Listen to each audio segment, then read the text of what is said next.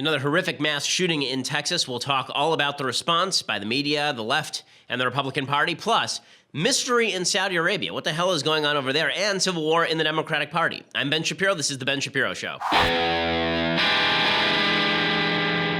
It's another really dark weekend. I mean, just terrible things happening, it seems, all across the planet. So well done, everyone. But there was the worst of all the things, obviously, is what just happened in Texas. And I'm going to give you the full rundown and why it is that the left constantly jumps to particular positions with regards to guns and the right jumps to different positions with regards to guns, what this says about their different views of human nature in just a second. But first, I want to say thank you to our sponsors over at Ring. So Ring's mission is to make neighborhoods safer. I have a Ring video doorbell at my house. Basically what it does is every time somebody rings the doorbell, I am notified on my phone. I can be 3,000 miles away. I can talk to the person. I can activate an alarm.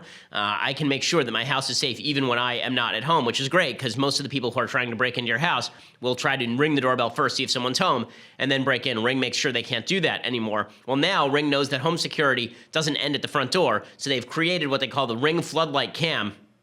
Just like Ring's amazing doorbell, the Floodlight Cam is a motion-activated camera and floodlight that connects right to your phone with HD video and two-way audio that lets you know the moment anyone steps on your property. You can see, speak to visitors, even set off an alarm directly from your phone. You'll know if somebody is trying to make trouble in your neighborhood if you get the Ring Floodlight Cam, and also if you have the Ring Video Doorbell. It's the ultimate in-home security. Save up to $150 off a Ring of Security kit when you go to ring.com/Ben. Again, that's ring.com/Ben, ring.com/Ben, and you save $150 off a Ring of Security kit. It's just terrific. Our family has purchased additional services from Ring because they do such a wonderful job. Ring.com/Ben, super user-friendly products and at an affordable price. Again, save $150 off the Ring of Security kit when you go to ring.com/Ben. Okay, so here is what we know about what happened in Sutherland Springs. So yesterday morning, at least Pacific time, this horrific story breaks that 26 people have been slain at a church in Texas. 12 to 14 of those were children. There are pregnant women who were shot. Basically, there are 50 people in church. It looks like half of them were murdered and half of them were injured in this particular shooting. The shooter is a guy named Devin Patrick Kelly, and he is the gunman. He apparently committed a week before he committed the worst massacre at a place of worship in American history. He posted a photo, this is according to Daily Beast, of a semi-automatic rifle to Facebook with the caption, "She's a bad."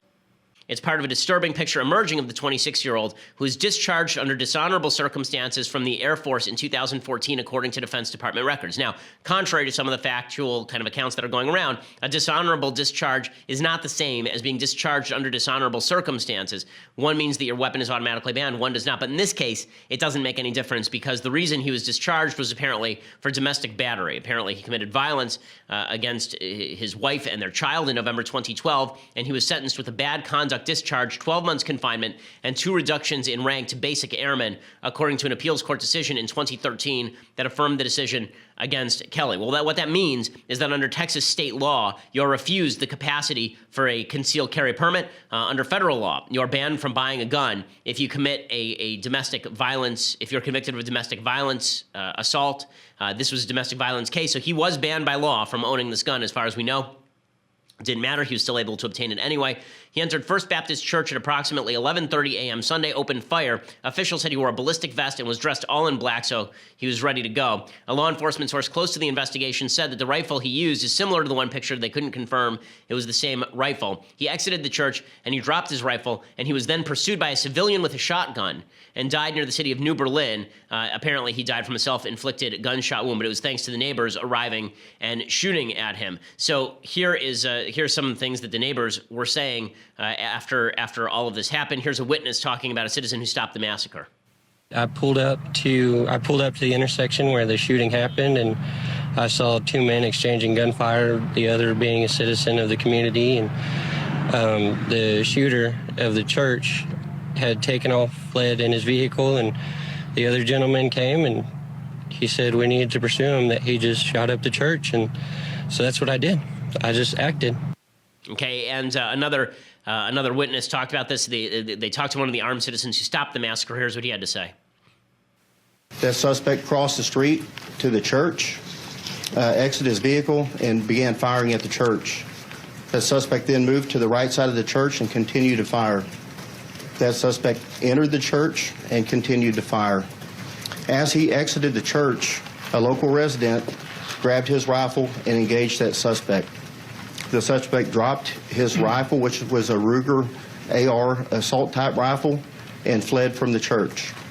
Our local citizen pursued the suspect at that time. Okay, so this is what's, there are a lot of people who immediately jump to gun control, but one of the things that is important to recognize here is that it was an armed citizen, a guy with a gun, a good guy with a gun, who showed up to stop the bad guy with the gun.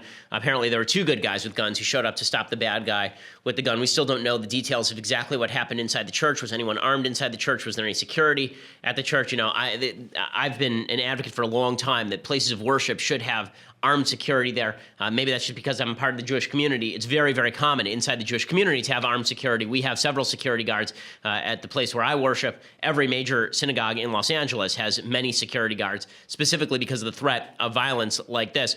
But all of the people on the left immediately respond by suggesting gun control is the answer, even though the reality is that it was illegal for this guy to own guns in the first place. According to the U.S. Code, there are restrictions already on possession of firearms by individual convicted of a misdemeanor crime of domestic violence. This is Title 18 U.S. Code Section 922G9, the so-called Lautenberg Amendment in the fall of 1996.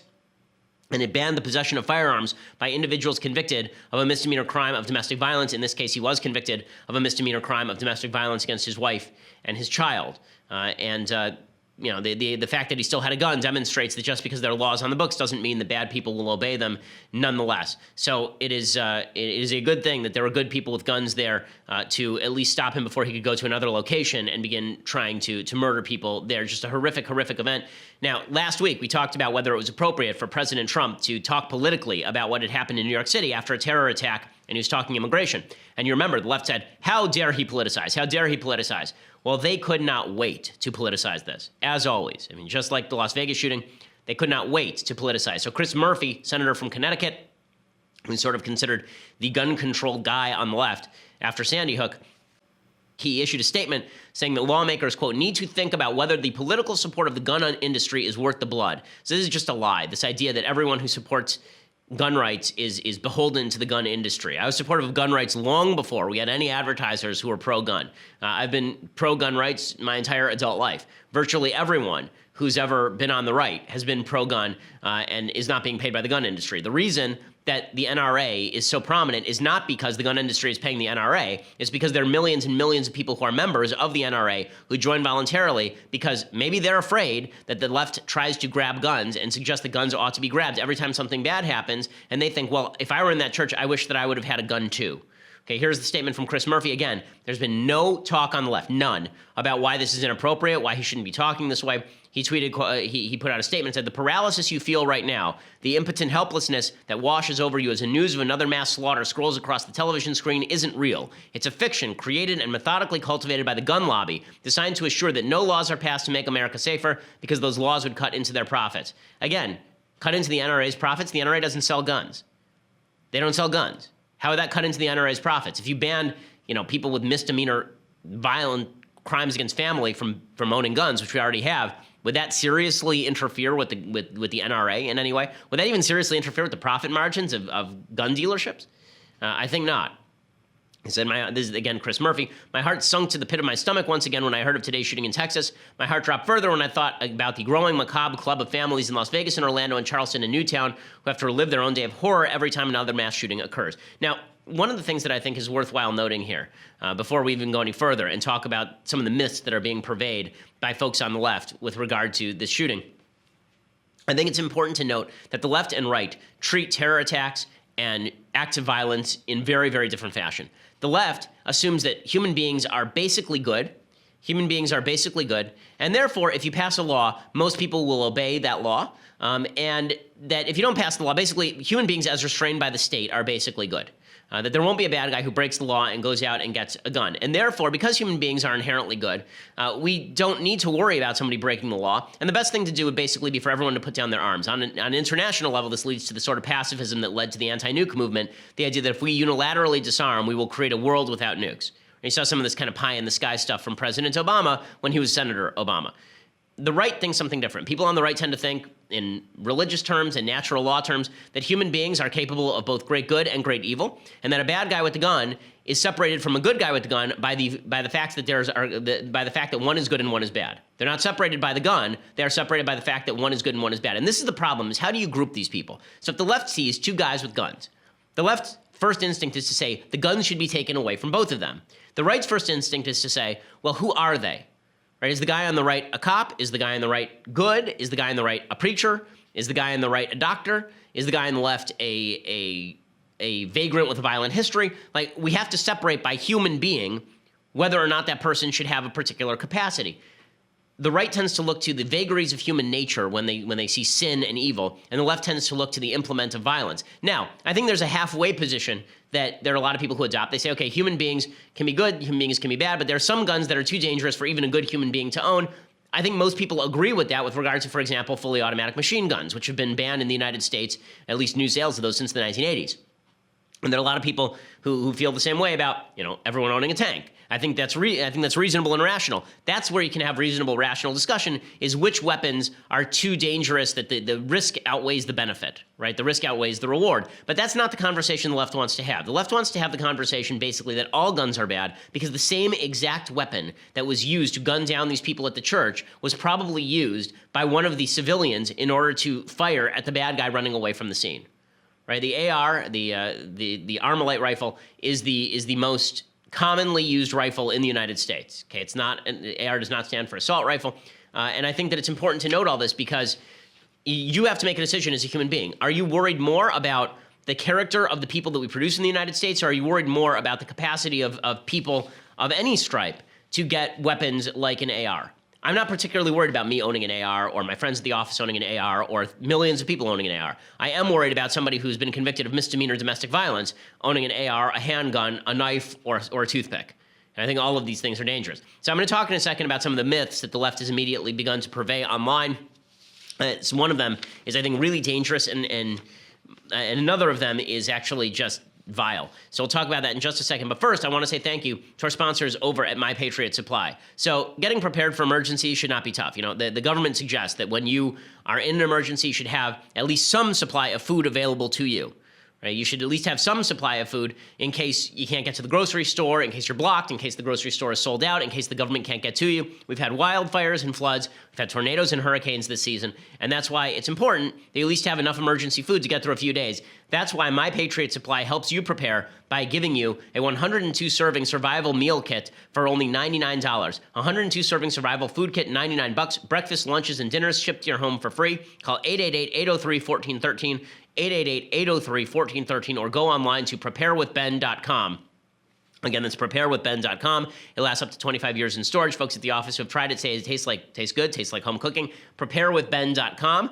888-803-1413. For $99, you're keeping your family safe. It seems like a no-brainer to me. Again, preparewithben.com. That's preparewithben.com. Okay, so as always, people run to Twitter to say the dumbest things they can think of. And basically, this is broken down along two lines. Line number one is the political, and line number two is the spiritual. So they're sort of intertwined on the left, but there's a slight difference. So on the political side, there are a bunch of folks on the left, like Alyssa Milano, who just put out stuff that is not true about guns. So here's what Alyssa Milano wrote. And again, she's now seen as some sort of political figure, which is amazing. I'm not sure why being on Charmed makes you an expert on guns, but apparently, I have much to learn about witchcraft and also ignorance about firearms. Alyssa Milano writes, "There are no background checks on long guns, AR-15s in Texas. Thanks for the info, Shannon and Watts. This is untrue. This is a lie. There are background checks on long guns in Texas. In fact, this guy went in, he actually got a background check, and then he received a gun anyway, even though he was already federally barred from owning a gun. So yes, there are background checks. As I have said, there are universal background checks across the United States when you buy from a federally licensed firearms dealer. Every federally licensed firearms dealer, every FFL in the United States, must perform background checks on you before giving you a gun. Okay, the only ones that are not policed this way are so-called hand-to-hand transactions. I want to sell a gun to Mathis, and so I can sell a gun to Mathis without going through a federal background check, because then I would have to go to a store and I'd have to run a background check, and it would put the onus on me.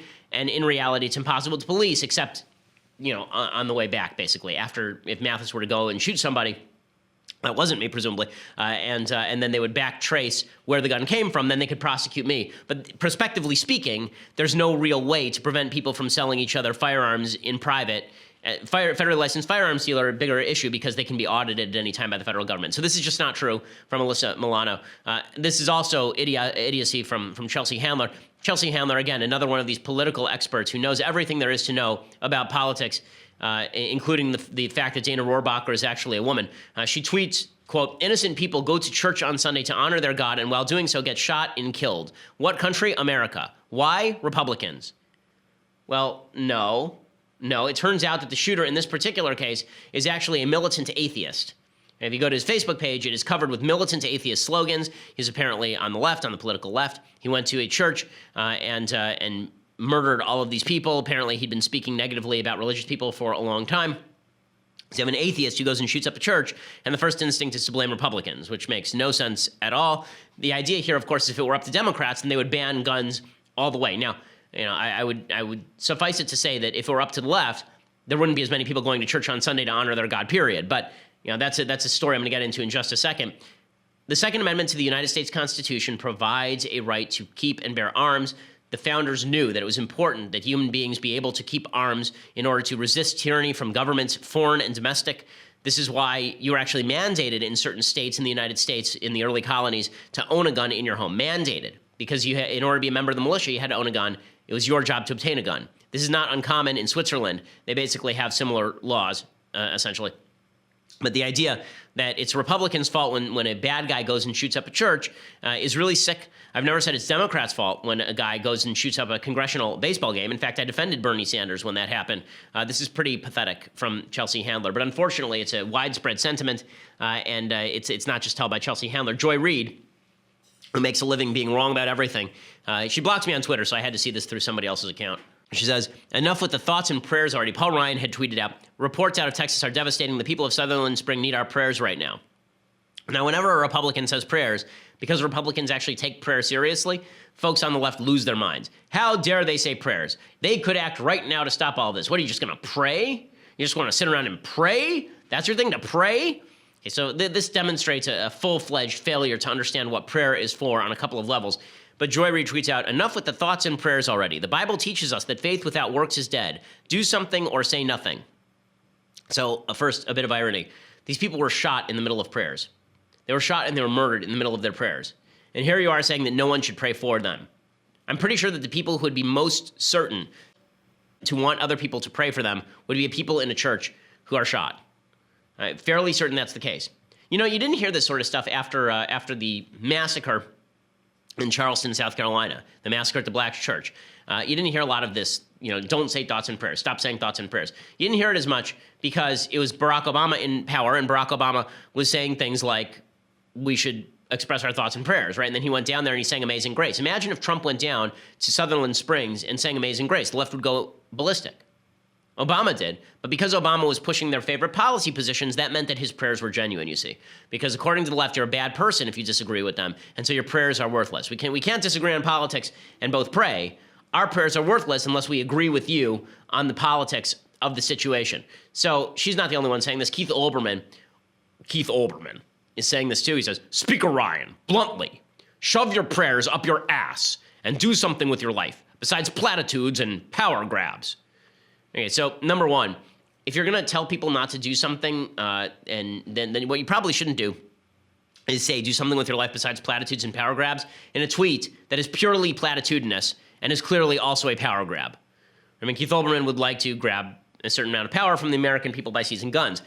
This idea that prayers, if I pray for you, that's something terrible is just ridiculous. So prayers serve a number of purposes. I've talked about this more in the Bible segment than I have in the main of the show. But as a religious person who prays 3 times daily, thrice daily, and then I say prayers before and after my meals, I say blessings before the meals and after my meals.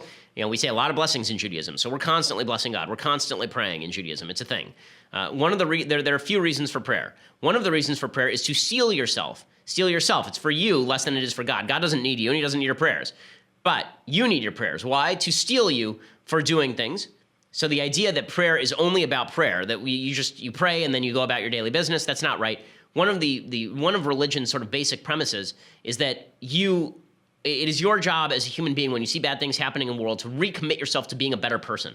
That's what prayer helps you to do. It helps you to confess what you've done wrong. It helps you to realize what you could do better. It helps you realize that you were created by a creator who cares about you and cares about other people. And are you doing honor to his creation? And it helps you go out and do better things with your own life. Second, there is a belief in Judaism and Christianity that God hears your prayers and acts because of them. Not, as I've said, because God is reactive to you, not because God needs your prayers, but because you have changed as a human being, and we can change as a country if we pray together. We are more unified, and God responds to that, right? That's sort of the idea in Jewish and Christian communities. It's true in Muslim communities, I assume, as well, that if you pray to God, then you are signifying your subservience to God, and God responds favorably to that. So we actually believe that prayers do something. They're not just spewing empty words. And there is a great irony to all of these people spewing empty words on Twitter and saying, how dare you talk to God? Like, there you are talking to your imaginary sky being, but here I am on Twitter tweeting to no one. But I'm doing something because I tweeted. I promise you, my prayer did more than your tweet. My prayer did more than Keith Olbermann's tweet here, especially because what he's actually doing is driving the country apart. If you want to create a consensus based on anything here, you can't insult everybody who prays in the United States. It's like 80% of Americans pray at some point. So that's silliness. It's not just him. The sort of scorn that a lot of people on the left feel for religion is pretty palpable. Again, recognize the irony here. An atheist shoots up a church, and the first thing that people are saying on the left is stop praying. That seems like bad politics. Very, very bright. Stephen King did the same thing. He basically said, it's time to stop praying, and he dropped the G. It's time to stop praying and start legislating, and get rid of the other G as well. A couple of things. One, again, it was illegal for this man to hold guns from all that we know.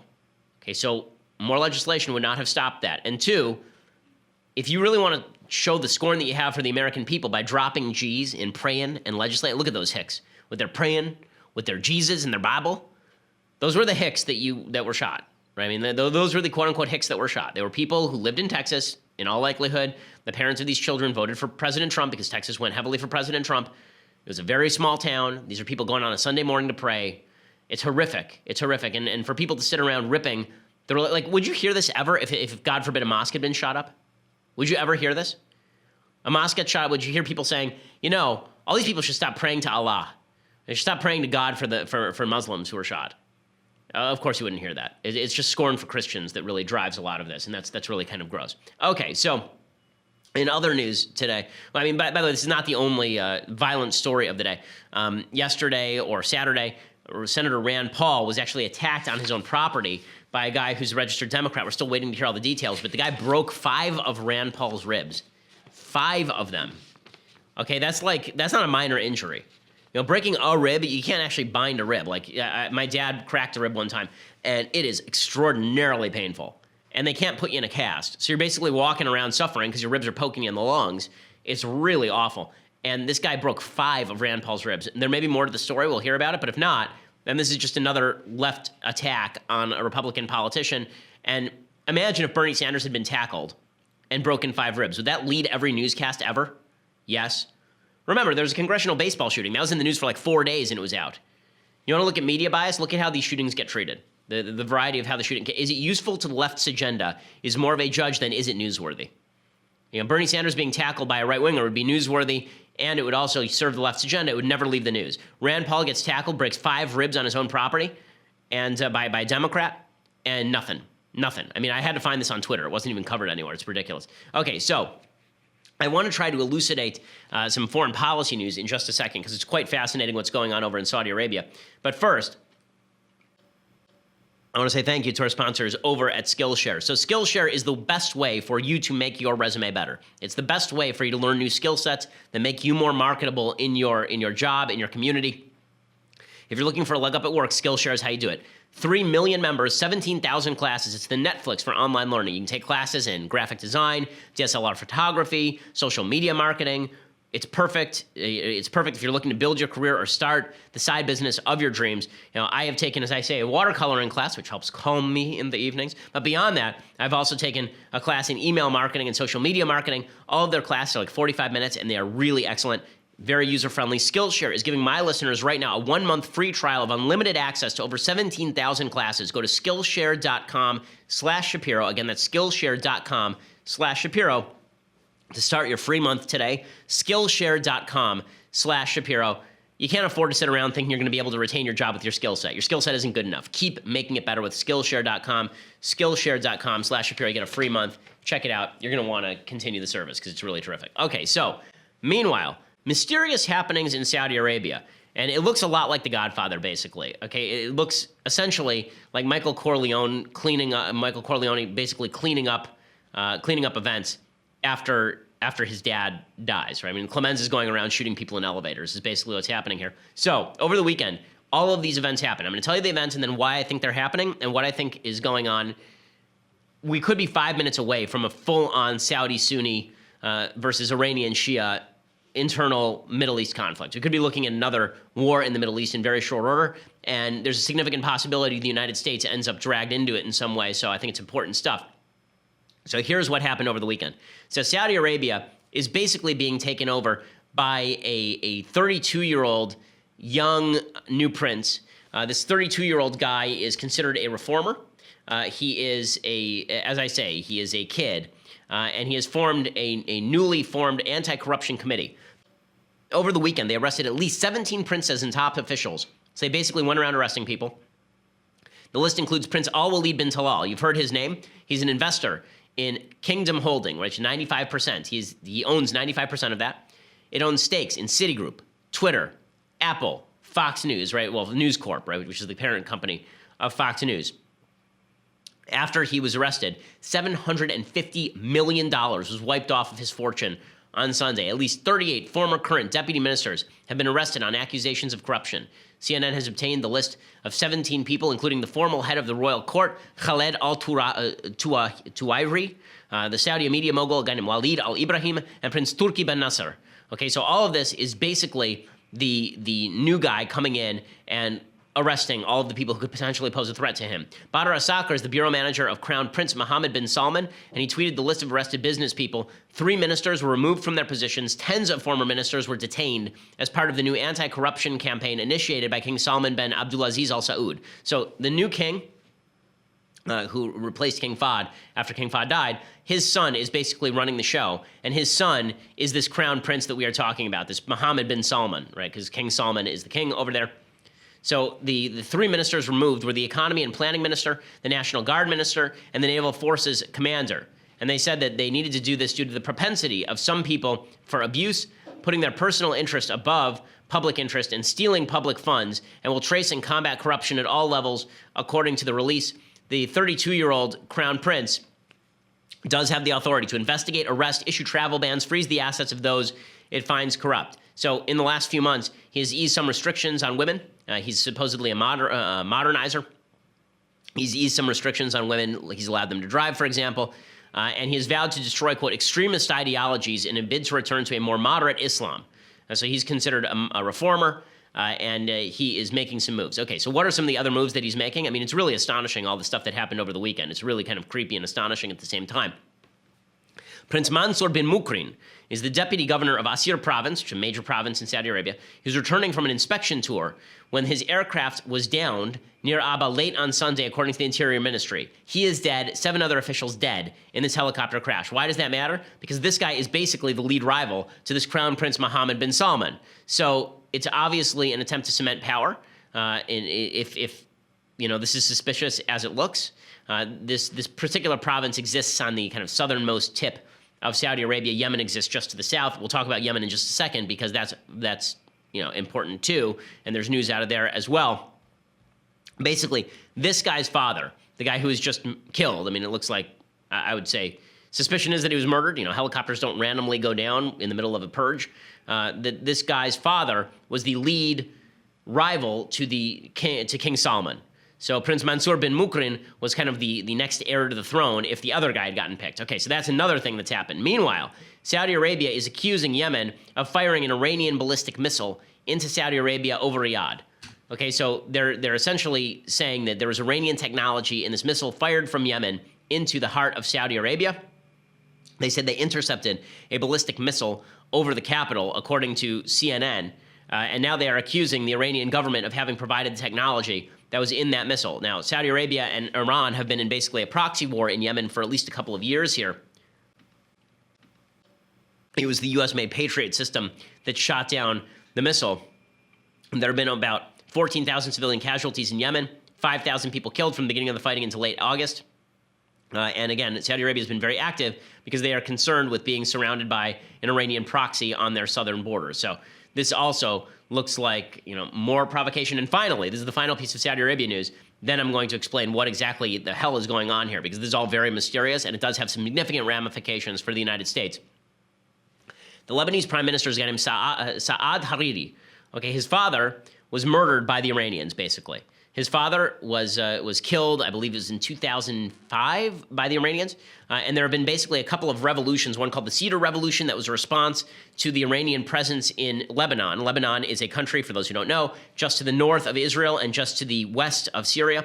It has basically become a Syrian proxy state, an Iranian proxy state. But the Cedar Revolution was an attempt to move Iran out of Lebanon. And in the meantime, what has basically happened is that the new prime minister is a guy named Saad Hariri, who again he's a Sunni guy.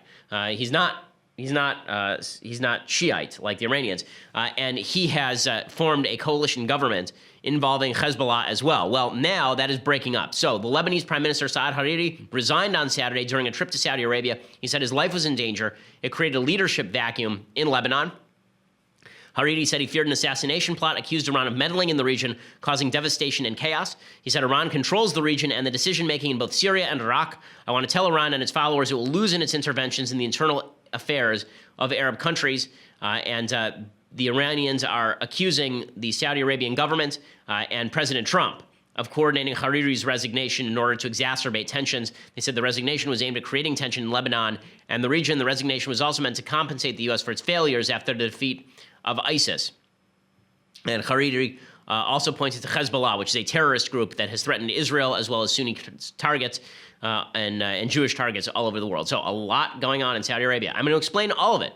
But for me to explain it all and elucidate it all and why it's important to you, you're going to have to go over to Daily Wire right now for the latest news. So $9.99 a month gets you a subscription to dailywire.com. That gets you a subscription. You can watch the rest of my show live on video. You can watch the rest of Michael Knowles' show live on video, Andrew Klavan's show live on video, all worthwhile. Plus, you can be part of my mailbag on Fridays. Also, if you get the annual subscription, then you get this, the very greatest in all beverage vessels, $99 a year. So you save off the monthly subscription. The leftist tears hot or cold tumbler. I see people tweeting it at me because they love it so much, as well they should, since it is magnificent.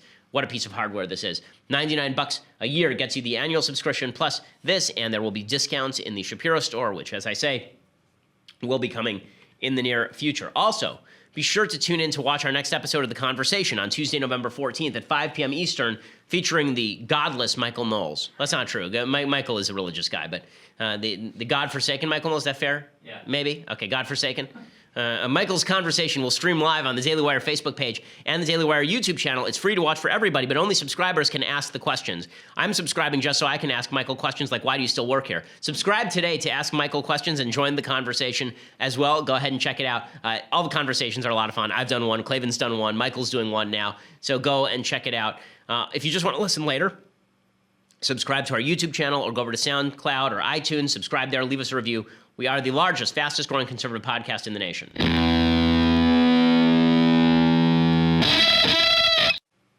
Alrighty, so what exactly is happening in Saudi Arabia? So I think what's happening here is pretty simple. Saudi Arabia has been having significant problems with maintaining the grip of the Saudi royal family. The Saudi royal family has been threatened from two sides. They've been threatened by the Iranians because the Iranians hate the Saudis, and they've been threatened by extremists inside their own country. There are a bunch of extremists inside their own country, and I'm talking about like Al-Qaeda, who have basically been threatening the Saudi royal family for years. It's one of the reasons that the Saudis were suspected of giving money to Al-Qaeda for so many years, is because basically it was a payoff to a bunch of terrorists to get them off the Saudi royal family's back. There's been the suspicion for many, many, many, many years. In any case, Saudi Arabia has a bunch of problems. One, they are disproportionately young. Okay, it's a country that is disproportionately young and male. It is also a country that is disproportionately poor outside of the oil wealth of the Saudi royal family. Virtually the entire country runs on the oil industry, and the problem is fracking, natural gas, advanced technologies, all of these are making Saudi Arabia's oil less valuable than it once was, which has put the Saudi royal family in some trouble. It's also created a need for the Saudi royal family to draw close to the United States. We could have a Shah of Iran situation here, where basically the leadership of Saudi Arabia is unpopular inside the country and out, but the United States' best option is to prop up the Saudi royal family. The only way the United States has the capacity to do that is the Saudi royal family has to do two things. One, they need to demonstrate that they're moderating. They need to demonstrate that they're fighting terror and that they're moderating inside their own country, and they'll earn sort of the respect of the United States. They're hoping that President Trump will back their play, and that Egypt will back their play, and Israel will back their play because now they're more moderate and they're moving away from the extremists, right? So if they stop supporting terrorism, or at least members of the family stop supporting terrorism, then this will benefit the current Saudi regime. So that's thing number one they have to do. And thing number two is they have to rally their people against the Iranians. They have to rally their people against the Shia threat. And there is a Shia threat, okay, because Saudi Arabia is, again, bordered on the south by Yemen, and they're bordered in the north by countries including Syria as well as Iran. So the fact is that Saudi Arabia is threatened, and it is important for them to defend themselves. But there is something else happening here, which is that the new Saudi regime is trying to use that as an excuse for preventing they don't actually border Iran. I'm sorry, they border Syria and Iraq. They come close to bordering Iran. In any case, it is important for the Saudis to demonstrate this threat, because if they can turn this into a Sunni-Shia fight as opposed to a Sunni versus Sunni fight, then they are more likely to retain power. So what that means is right now they are exacerbating tensions. And the problem is both sides sort of have an interest in exacerbating tensions to a certain extent. Iran actually has an interest in keying down tensions until the point where they can maximize their regional power. Saudi Arabia has an interest in ratcheting up tensions in order to enshrine the current Saudi royal family with the help of the United States. So could this break into war? You could see a bunch of ways this breaks into war. You could see the Houthis in Yemen firing ordnance, the Iran-backed Houthis in Yemen firing ordnance on Syria, on the Saudi capital again, and you can see the Saudis going in full scale with the help of the United States, and you can see the Iranians then moving in to defend their boys in Yemen. You can see a situation where Iran makes a direct move against Saudi Arabia because they say that Saudi Arabia is threatening them. Lebanon obviously is polarizing. So what is now happening, it's not really because of Trump. It's because of a couple of different forces that have happened. The Arab Spring, President Obama's Arab Spring, was a disaster for the Middle East. It emboldened Iran. It emboldened, quote unquote, reform forces in countries, but a lot of those reform forces are actually Islamist, like you saw in Egypt. And so you actually see the threat of terrorism increased in Saudi Arabia under President Obama. President Obama polarized the region. Now you basically have these regimes on one side and these regimes on the other. Okay, so on one side you have Israel, Egypt, Saudi Arabia, Jordan. Jordan and Saudi Arabia both living on borrowed time, because both of those regimes are basically, the families there that run the place are in some serious trouble. And then on the other side, you have Iran, Iraq, which is dominated by Iran, and you have Lebanon and Syria. Those are all on the other side. And then Turkey sort of straddles the center, right? Turkey is sort of Iran-friendly, but they're quasi-friendly to the Sunnis as well, sort of like Qatar. In any case, you're seeing the sides form up for what could be a significant regional war. If Iran goes wrong here, Saudi Arabia has every interest in starting a war, but only if they have the assurance of the United States that the United States will back them. So this is going to lead to some serious conversations about under what circumstances the United States would back a Saudi military move. In Yemen, the answer is they would. Against Iran directly, it's questionable. Israel would back it because Iran's nuclear capacity has to be destroyed. Would Saudi Arabia and Israel together, along with Egypt, go after Iran? You could see something like that. You could, especially if the United States either tacitly stays out or moves in to back. And this could turn into a significant regional war if Russia decides to back its proxies in Iran and Syria. So this thing could explode very, very quickly, all because the Saudi royal family is attempting to maintain power. And there are no good options here, okay? I can't say that I think there's a great option here. We do have to back the Saudi royal family. There is no alternative in Saudi Arabia. And so basically, we all sort of have to hope and pray this doesn't break out into the open. Presumably, the Trump administration could theoretically tell the Saudis you're on your own here, but that would only embolden the forces that want to overthrow the Kingdom of Saudi Arabia and instead establish either a terrorist state or a state that is Iran-friendly, both of which would be worse options. So thank you, President Obama, for just another crap situation you handed over to President Trump. Meanwhile, speaking of things that President Obama destroyed, the Democratic Party continues to be in a state of civil war. Donna Brazile is now in a one-woman crusade to basically wreck the party. So she has decided that she has to go off against Hillary Clinton. Donna Brazile has ambitions to continue running the Democratic Party. She wants to move over and side with Bernie Sanders. So she put out a piece last week that we discussed in which she accused the Hillary Clinton campaign of basically hijacking the DNC with Debbie Wasserman Schultz's permission. And she sort of backed off that a little bit this week. For example, in her piece, she openly said, that the DNC had basically rigged the primaries. Now she's saying, I didn't find any evidence the primaries were rigged. So here she is backtracking, but that's not what she said last week. George, for those who are telling me to shut up, they told Hillary that a couple of months ago. You know what I tell them? Go to hell. I'm going to tell my story. I'm going to tell my story, George, because this is a story of a young girl who started in American politics at the age of 9, who continues to fight each and every week of her life.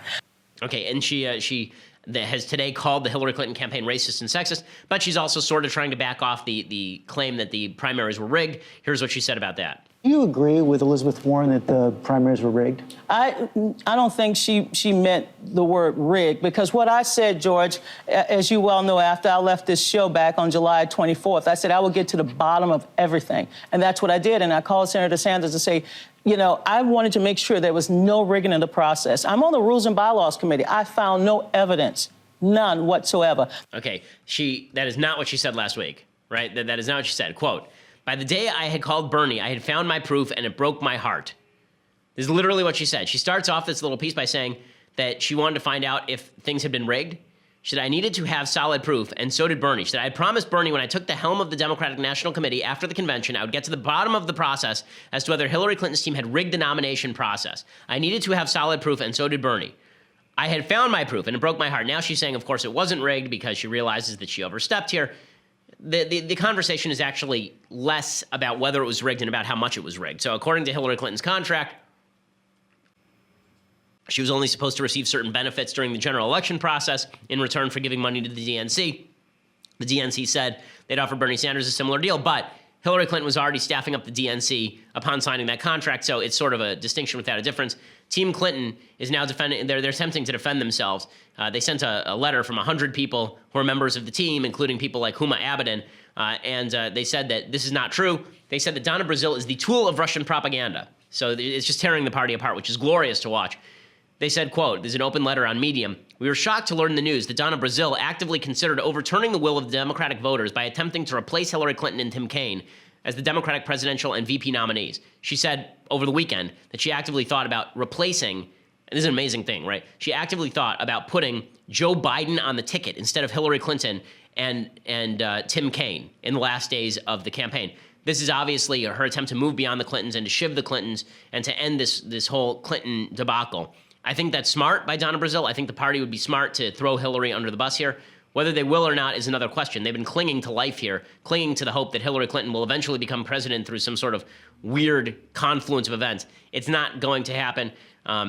It is pretty amazing, though, as they tear each other apart. Tom Perez, who's the current head of the DNC, he came out and he said that there was an accusation by Donna Brazile that Hillary basically had a seizure on the campaign trail, and Tom Perez says that's absurd.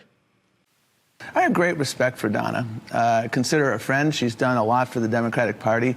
The charge that Hillary Clinton was somehow incapacitated is quite frankly ludicrous. Hillary Clinton was a tireless senator, a tireless Secretary of State, and a tireless candidate. Okay, so the idea, again, that Hillary was just fine on the campaign trail, that did not seem to be supremely true. And so they're still debating this. The longer Hillary stays in the headline, the better for Trump, the worse for the Democratic Party. It's that simple. Okay, time for some things I like, things I hate, and then we'll do Federalist number 2, because every Monday now we are now going through a new Federalist paper. So you will learn more about the Constitution and the system that our founders created. Okay, first, things I like. Over the weekend, I had a chance to go see a movie. Instead of seeing Thor, I went to see Goodbye, Christopher Robin with my wife. That's because I'm a huge Winnie the Pooh fan. I've recommended Winnie the Pooh on the show before, not just the movie, but the book, because the book is just clever and charming. The movie is quite good. It's really about how the father, A.A. Milne, he created these books partially as a way to reach out to his child, but partially as a way to get over his World War I war experiences. And the movie is really a heartbreaking movie, and really what it is more about anything else. Like, you can read this movie in a really interesting context with regard to some of the children who have been abused in Hollywood, because a lot of this movie is about basically how this kid was the first Hollywood star, because it was before, movies were really a huge thing, this early 1920s, and Christopher Robin was turned into a worldwide phenomenon. The kid basically was pushed out by his mother with the sort of tacit consent of his father to become a celebrity, and how it sort of ruined his life. You know, I have a child star in our family, in our extended family, Mara Wilson, who was quite a good actress as a child. You know, I don't want to speak for Mara. We were very close to their family, obviously. My dad and her mom were brother and sister, and they were extraordinarily tight their entire life. I think Mara would be the first to tell you that being a child star in Hollywood is a very difficult thing, and a lot of children are definitely mistreated by the Hollywood system. In any case, that's sort of what this movie is about. Celebrity can really cripple children. Here's some of the trailer. Once upon a time, there was a great war that brought so much sadness to so many people. Hardly anyone could remember what happiness was like. But something happened that changed all that.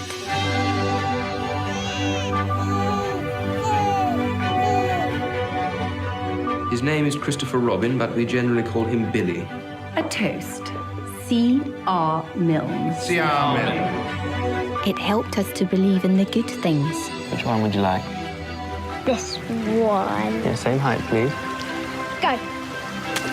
So it really is more of a family drama than anything else, but it's very well done. All the acting is quite good, and it's beautiful to watch. So you can go check it out. Goodbye, Christopher Robin. It won't be in theaters for very long. I do have to say they've really upgraded a lot of these theaters. They understand the crowds are not going to be as big unless you're going to see Thor or something, and so they've put in the recliner chairs, the full leather recliner chairs. Really nice theater experience now. So good for them for doing that. So you can go check out the movie. It's worth seeing. Okay, things I hate. So last night I saw this headline, and I just thought it was really, really funny. It was supposedly about how President Trump had been meeting with Shinzo Abe, who is the Prime Minister of Japan. They're in Japan right now. And Shinzo Abe and Trump had gone and fed the koi fish. Right, so they were going. I hate when politicians do these photo ops, but they were feeding the koi fish. The way that CNN cut this tape, what it looked like, and this would have been really funny, and what it looked like was they both had boxes with spoons, and they're sort of feeding the koi fish the fish food with these spoons. They're dropping it from what looks like a balcony into this fish pond, and then it looks like, according to CNN, Shinzo Abe is still spooning it, and Trump just gets impatient and takes the entire box of fish food and just dumps it over to the side. Right, this is how CNN showed it. So here you can see, for those who are not watching, this is why you need to subscribe. You can see Shinzo Abe and Trump are both given this. They're both given a wooden box, and now they're just spooning out fish food into the pond. Right, and you can see it just continues like this, and now they focus in on Trump. Right, they just focus in on Trump, and look at how this is cut. Right, so they cut away from Shinzo Abe, so you don't actually see what he does. Right, they pull out, and they're going to pull back in on Trump. Right, they pull all the way back in on Trump, so you can't see what Shinzo Abe does.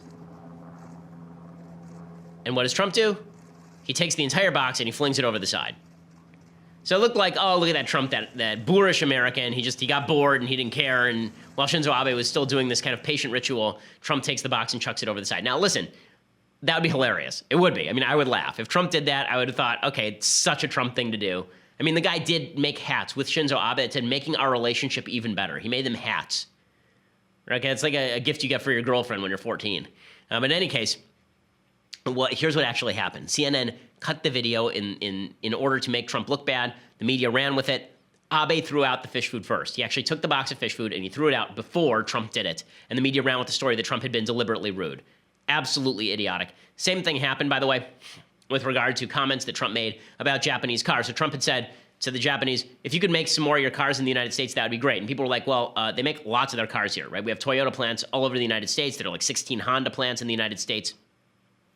Trump said earlier in the night that he understood the Japanese made cars in the United States. So again, you want to know why people believe Trump when he says fake news? Because some of this stuff is just fake news. It's just ridiculous. Okay, time to go through Federalist Paper number 2 very briefly. So, Federalist Paper number 2, as I say, the Federalist Paper is written by Alexander Hamilton, John Jay, and James Madison. Federalist number 1 was written by Alexander Hamilton. Federalist number 2 is written by John Jay, all under the pseudonym Publius. So this is really about natural rights theory, and the question in Federalist number 2 is, should we form one country or many countries? This is actually super relevant now when people are talking about secession, and can we even live together, and what do we have in common anymore? And this is the important thing to note. What the founders thought is that we should be one country as opposed to many because we had certain fundamental principles in common. I'm writing my new book on this. What fundamental principles did we have in common? Were they right? And should we have them in common now? Because we need something to hold us together. What John Jay says is that basically the government was instituted in order to preserve certain of our natural rights, and we all have to give up certain of our natural rights to the government in order so that we can live together under a government that ensures the rest of those natural rights. He says, nothing is more certain than the indispensable necessity of government, and it is equally undeniable that whenever and however it is instituted, the people must cede to it some of their natural rights in order to vest it with requisite powers, right? So some of those natural rights include the idea you don't have to pay taxes, for example. No one can come and seize your property. The idea that you may have to go to a draft. There are certain natural rights that in a state of nature would exist, and this is sort of a theoretical construct the founders talked about. Or alternatively, the idea that you were living in an area without a centralized government. You had a bunch of family farms that didn't have a centralized government. You had deadwood before the actual institution of a government. That in that state of nature, there are certain things you could do that you can't do once a government has been formed. Right? That's fair. And then he says, here's why we should form one country. And this is important for the policies we take now. With equal pleasure, I have as often taken notice that Providence has been pleased to give this one connected country to one united people, a people descended from the same ancestors, speaking the same language, professing the same religion, attached to the same principles of government, very similar in their manners and customs, and who, by their joint counsels, arms, and efforts, fighting side by side through a long and bloody war, have nobly established general liberty and independence. This country and this people seem to have been made for each other, and it appears as if it was the design of Providence that inheritance so proper and convenient for a band of brethren, united to each other by the strongest ties, should never be split into a number of unsocial, jealous, and alien sovereignties. He's saying don't have a south and a north, don't have a northeast and a southwest. Instead, we should have one country because here are the things he says we hold in common. Common ancestors. Okay, for the most part, this was true of the people of the United States in the main. Speaking the same language. Right, so there are people today who say everyone should speak English. This is one of the reasons. Professing the same religion. We have to have a certain common denominator in terms of religion. It doesn't mean everyone has to be a Christian, but it does mean everyone has to have respect for Judeo-Christian values and the Judeo-Christian God. Attached to the same principles of government, we have to believe in a limited government instituted to preserve rights, not to infringe upon them. Similar in manners and customs. We have to talk to each other in a way where we can all understand one another, and who have fought side by side through long and bloody wars. Right? These are the things we have to have in common. It seems like a pretty good description of what the country needs right now, and unfortunately, all of this has been dissolved. Right? We're not a people descended from the same ancestors because we bring in lots of immigrants. That's fine so long as those immigrants hold the same principles, right? That's more important, but they don't always. And this is why there are people who say we need to make sure that immigrants who come into the United States assimilate into American culture. We don't all speak the same language. The notion that we can speak different languages and still get along, very difficult to get along and form a government together when you don't speak the same language. Professing the same religion. When you have people who say that Judeo-Christian values are worthless, the values that the country was founded upon are worthless, backwards, and stupid. When they say that prayer itself is a bad thing, instead we need a government that violates rights. There's a difference in vision. It's difficult to have a country when we have basic disagreements over these things. And when we don't believe in the same principles of government, very difficult to have one country. That's why people are talking about dissolution of the United States now, because we seem to be more divided than we ever have been in these contexts. And then Jay laments, he finishes by lamenting, he says, whatever the dissolution of the Union arrives, America will have reason to exclaim, in the words of the poet, farewell, a long farewell to all my greatness. This is still true. America, a disunited America is a less great America. Okay. So we will be back here tomorrow with lots more to discuss, plus maybe some deconstructing the culture. I'm Ben Shapiro. This is The Ben Shapiro Show.